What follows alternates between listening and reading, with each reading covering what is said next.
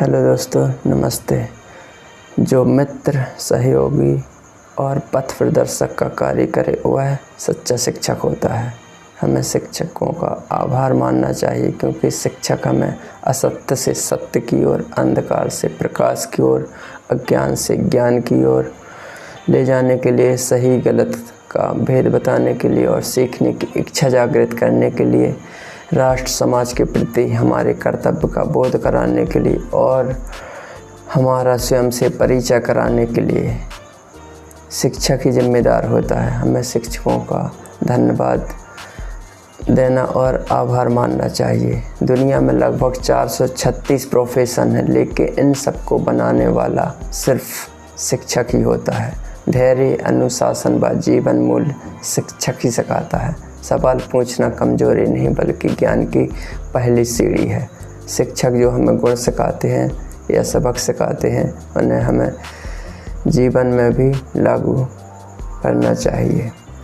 गलती करने से कभी ना डरो, गलती करने से सीख मिलती है। इससे विद्यार्थी में आत्मविश्वास का गुण विकसित होता है। हर सवाल का जवाब किताब में नहीं होता, कुछ सवाल जीवन में खोजने पड़ते हैं। इनसे हमें नया करने के लिए प्रेरणा मिलती है। इससे आपको जीवन में कुछ नया करने की और नई ऊर्जा मिलती है। कोशिश करो, असफल रहे तो प्रयास बढ़ाओ। शिक्षक की इस बात से हार न मानने और मेहनत करने का सबक मिलता है। जो पूछना है खुलकर पूछो। सवाल पूछने वाला कभी मूर्ख नहीं होता। इससे जिज्ञासा बढ़ती है। शिक्षक सिर्फ नौकरी के लिए नहीं, बल्कि अच्छा इंसान बनने के लिए ज़रूरी है। मतलब शिक्षा सिर्फ नौकरी के लिए नहीं, बल्कि अच्छा इंसान बनने के लिए ज़रूरी है। इससे हमें संस्कार और स्किल के बारे में महत्व का पता चलता है। कभी कभी मेहनत का फल देर से मिलता है, लेकिन मीठा होता है। इससे हमारे अंदर विश्वास और उम्मीद की ताकत बढ़ती है। नई कला और हुनर सीखने का कोई शॉर्टकट नहीं होता। मेहनत ही मंजिल तक पहुंचाती है। शाबाश देखो कल तुम्हें यह सवाल हल नहीं हुआ था, लेकिन तुमने कोशिश की तो आज हो गया।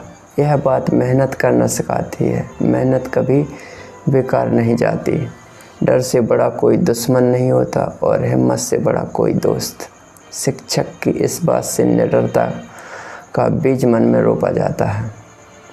परीक्षा से मत डरो। असफलता मंजिल का अंत नहीं, बल्कि नई शुरुआत का मौका है।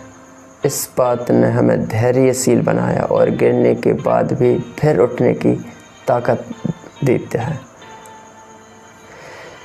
शिक्षक केवल किताबों तक सीमित नहीं है। शिक्षा का असली उद्देश्य बच्चे के प्रति व्यक्तित्व को उभारना होता है। उसे समाज का जिम्मेदार नागरिक बनाना होता है।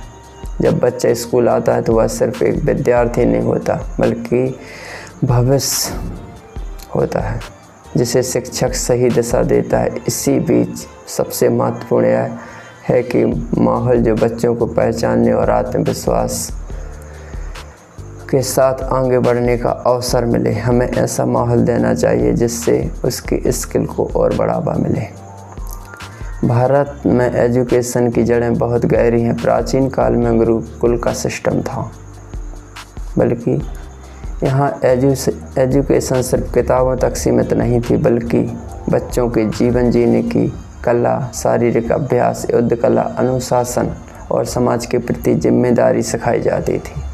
प्राचीन काल में कर्तव्य और संस्कार की शिक्षा मुख्य थी, और आज के दौर में नॉलेज के साथ skill, research, creativity, leadership, team work, values की शिक्षा को महत्व दिया जाता है। टीचर को नेशन बिल्डर कहा जाता है। प्रकृति भी हमें बहुत कुछ सिखाती है। जीने की कला, जिस तरह हमारे शिक्षक हमें जीवन का पाठ पढ़ाते हैं, उसी तरह पशु पक्षी भी अपनी आदतों और स्वभाव से हमें बहुत कुछ सिखाते हैं। आइए हम प्रकृति के इन शिक्षकों से सीखें।